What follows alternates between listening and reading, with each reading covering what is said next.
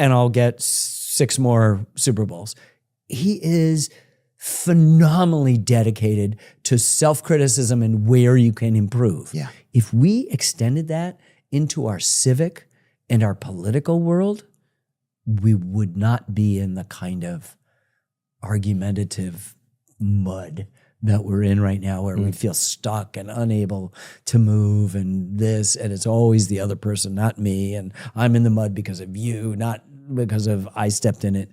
It's just, if we brought that ethic of self-improvement, it's what we've been talking all along. It's my response. My mom used to say that to me. You know, if he's got a problem with you, it's your responsibility. Oh, yeah. If you've got a problem with him, it's your responsibility, right? Which means I don't need you to change. I need to figure out what it is. If this is worth repairing, which I think our experiment is, then it always begins with myself. And it's so rare to see people, particularly in politics, take a stand that says, you know, a George Washington stand, I'm leaving, I'm giving up power. Or, you know what? My party is wrong in this. Right?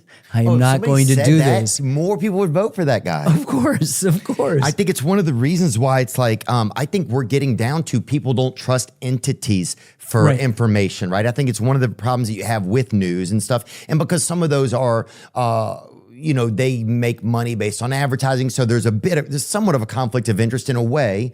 Not really, it didn't seem like there used to be, but then that kind of evolved. So I think people now are trying to find a person that they believe, right? Because it's easier for them to analyze, right? Like I can figure out if I believe this person, so I'll get information from them. Well, whereas I think entities, it's people don't trust entities anymore as much, you know? Well, I have spent my entire professional life as an independent filmmaker, but all of my films are made for PBS. And let me tell you why. They are the Declaration of Independence, the pursuit of happiness, applied to communications. There's rigorous fact-checking. I cannot put a film out unless I have been vetted by scholars from all different perspectives and understandings and knowledge. And they also are not, they're free of that advertising thing, right? So that I am able to do it. Like I could tell you, like, let me just say, our Vietnam series took 10 and a half years to make, cost $30 million.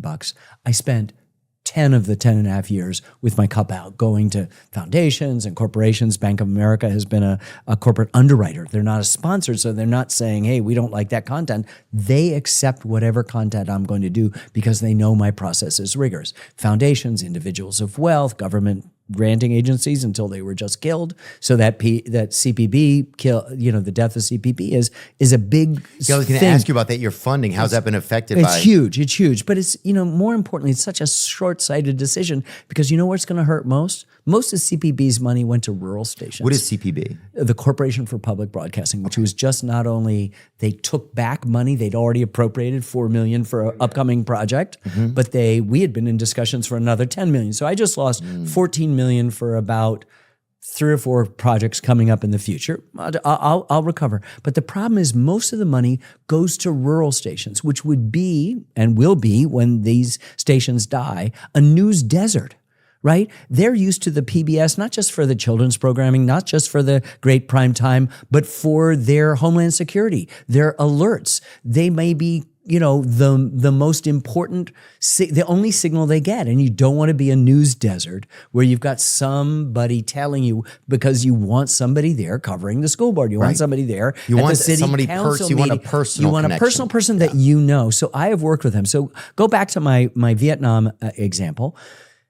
I spent 10 of the 10 and a half years trying to raise that. I could have walked into a streaming service or a premium cable and with my reputation, walked in and given them a description of Vietnam and walked out in half an hour with a check for $30 million. Yeah. They would not have given me the 10 and a half years it took me to do the good job. Now that film came out in September of 2017. If I do my math right, that's 8 years ago. It is still, even though it's a film, one-stop shopping for the most aggregation of the most recent information about the Vietnam War still after 8 years. Wow. I am so proud of that.